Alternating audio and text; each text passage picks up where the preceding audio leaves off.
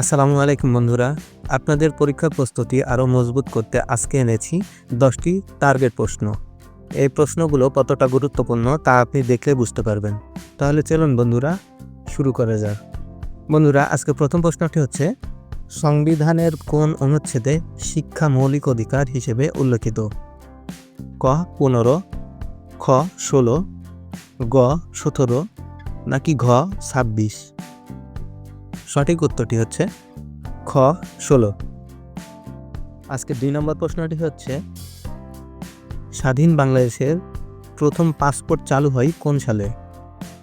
ক 1972 সালে, খ 1974 সালে, গ 1976 সালে নাকি ঘ 1978 সালে? সঠিক উত্তরটি হচ্ছে ক 1972 সালে। 3 নম্বর প্রশ্নটি হচ্ছে, ডিজিটাল বাংলাদেশ ঘোষণাটি দেওয়া হয় ক 2008 সালে, খ 2010 সালে, গ 2012 সালে নাকি ঘ 2015 সালে? সঠিক উত্তরটি হচ্ছে ক 2008 সালে। পরবর্তী প্রশ্নটি হচ্ছে, বাংলাদেশের প্রথম নারীর জন্য আলাদা বিশ্ববিদ্যালয় হলো ক বঙ্গমাতা বিশ্ববিদ্যালয়, খ এশিয়ান ইউনিভার্সিটি ফর উইমেন, গ ইডেন কলেজ, ঘ উইমেন মেডিকেল কলেজ?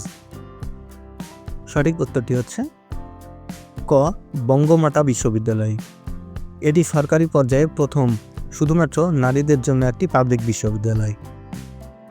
পরের প্রশ্নটি হচ্ছে, বিশ্বের প্রথম গণতান্ত্রিক দেশ কোনটি? ক যুক্তরাষ্ট্র, খ যুক্তরাজ্য, গ ভারত নাকি ঘ ফ্রান্স?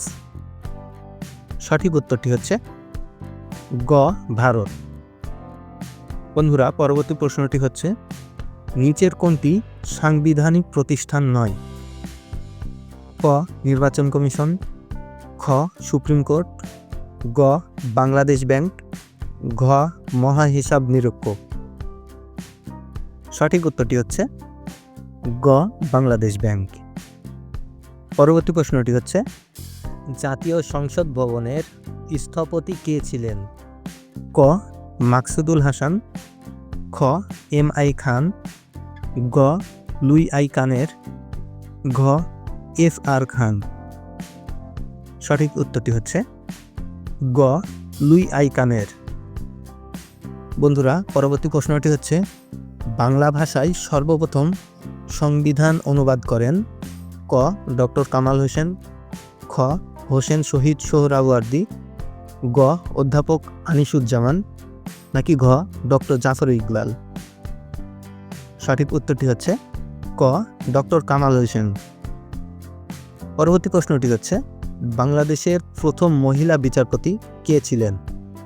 ক কাজী রেহেনা, খ হোসনে আরা বেগম, গ সেলিনা হোসেন নাকি ঘ সালমা রহমান? সঠিক উত্তরটি হচ্ছে খ হোসনে আরা বেগম।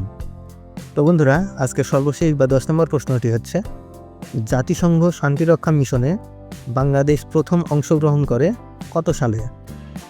ক 1988 সালে, খ 1990 সালে, গ 1992 সালে নাকি ঘ 1995 সালে?